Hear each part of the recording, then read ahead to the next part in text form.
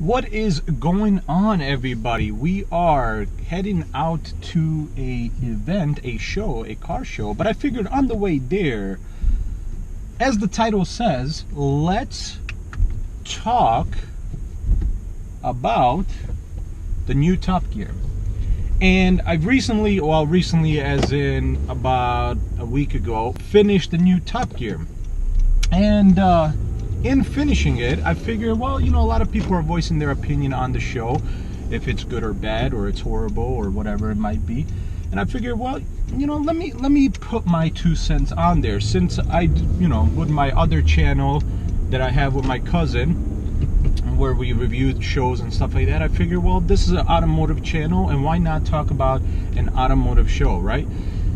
I do want to mention before we go into the review that we are most likely not going to agree, and that's fine, but I urge you to stay through this video because I think ultimately we'll agree with the final message.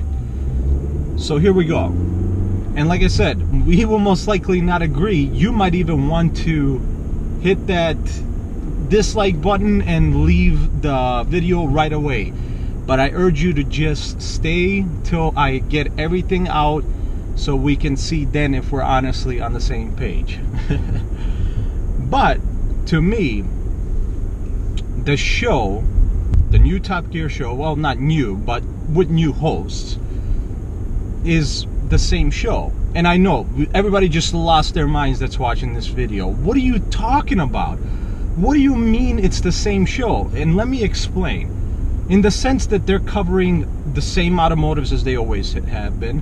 The editing and the filming style is exactly the same, and the challenges are exactly the same. The only difference, which is a big difference, but it is the only difference, is that the hosts obviously are not the original trio. And before we even go any further, the original person that started the show, or the original trio from way back in the day, and I'm talking about like the 80s, I believe, wasn't even the original trio. The only person that was still around was Jeremy Clarkson. He was the only one that stood around from that time period all the way till the 2000s to start it back up what we saw as of now. Now, here's what I would like to say. Yes, these new guys are nowhere near what the original trio was. Nowhere near. But you also have to realize the original trio was doing this for many years. They took time to get used to each other. They took time to properly mesh together and get to where they were. So you got to give these guys time. Now, speaking of the trio and the new crew, yes, as of now, Chris Evans has quit the show, and I want to get into that. I personally didn't even know Matt LeBlanc was going to be one of the hosts until literally, I want to say, right before the first episode. And then I said to myself, Matt LeBlanc is a car show host? I mean, I like him as an actor, but I had no idea that he could do the show. I didn't think he could do live shows like that where he's... And plus, I had no idea how much he knew about cars or how much he liked cars.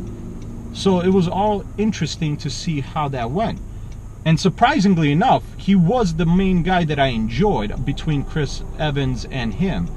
Chris Evans, he's been around doing talk shows, radio from what I understand, not shows like this, for a while. So he's used to doing live shows and talking stuff like this. But for him, I did not like him, but I also at the same time didn't care for him. But I enjoyed Matt. I thought Matt was doing a good enough job to where he surprised me that he was able to do the job. So, going from there, now everybody says, you know, the show sucks, it's not the same, bring back the trio. The trio's not coming back, guys. One, Jeremy Clarkson, which I give him props because he went to the BBC heads and he said, hey, I messed up. I slapped an employee on the face, or I struck an employee. Now, any job you work, or virtually any job you work, I don't know, maybe there's some jobs that kind of get away with that, but virtually any job you work, especially a job that is known by media and the world, if you strike an employee, doesn't matter what job it is, you are fired.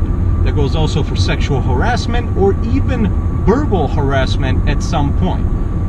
He's gotten multiple warnings for verbal harassment, and now he struck an employee or a co-worker of his. So he cannot do that. He knows he's not coming back, but here's the thing. They have their own show coming on Amazon, which is awesome, right? Well, let's go back to the new crew. The guys, Chris Harris, super excited because I've been watching him on YouTube, of course, for a very long time, since he was doing drive videos, and then started trying to do his own thing with Chris Harris on cars, and now he's on Top Gear, which is great. I enjoy him quite a bit. He, even as comfortable as he is on YouTube, you can tell that he was not 100% comfortable in filling in the shoes and doing the show 100% accurately. So you guys gotta, everybody wanted Chris Harris to come in, or at least a lot of people in the automotive industry that watched YouTube and watched Top Gear wanted Chris Harris to come in to do reviews on cars on this show and ultimately take one of the spots. Ultimately, that's what everybody wanted, and he is, and I'm happy that he is because I like him as a reviewer. But even he is not 100% comfortable in doing this show, and you can tell in certain shots that they do, in certain things, he's a little awkward compared to his normal, or at least the normal that we've seen him in. But that's what I want to say. This is ultimately, you guys might not be enjoying the crew, right? You guys might not be enjoying all the guys that are reviewing or running the show in the sense of like the host, and that's fine. And even I want to say also, I don't want to forget about Roy. I enjoy Roy quite a lot. I think he's the only one that seems legitimately comfortable on this show.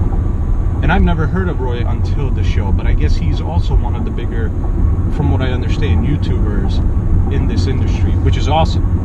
It's great to see that you're able to progress for something like YouTube, which a lot of people still to this day take as something that's not acceptable as a new form of media, to be able to go from that and get into these kind of industries. But that's a tangent.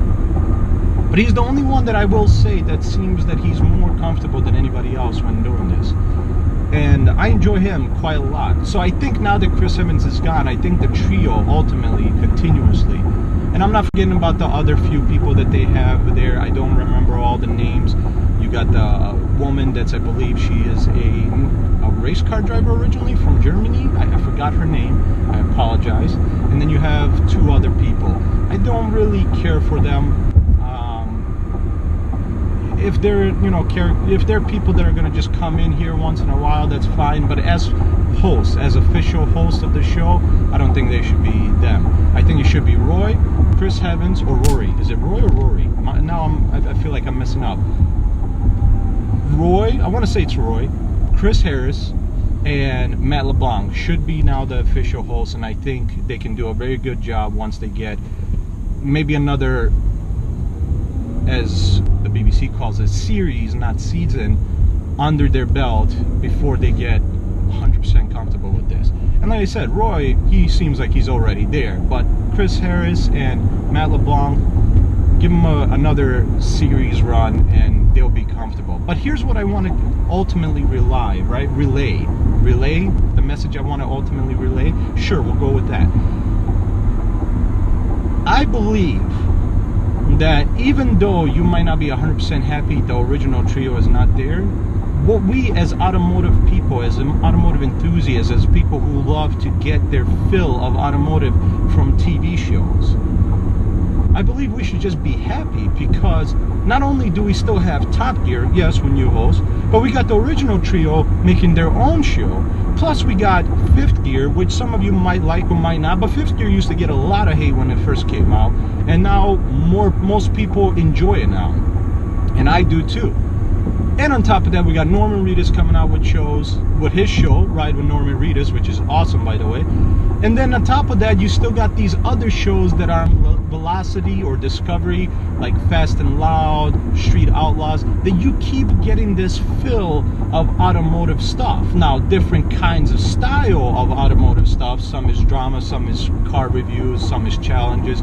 So everything's going to be a little different. It's not the same type of show. But the fact that we are ultimately getting multiple shows to fill in that automotive void, especially if you live in a city or a state or a country that it's cold 6 months out of the year and you're not able to do a lot of automotive stuff yourself, at least we have some kind of fill that we can, or some kind of show that can fill that void during those times.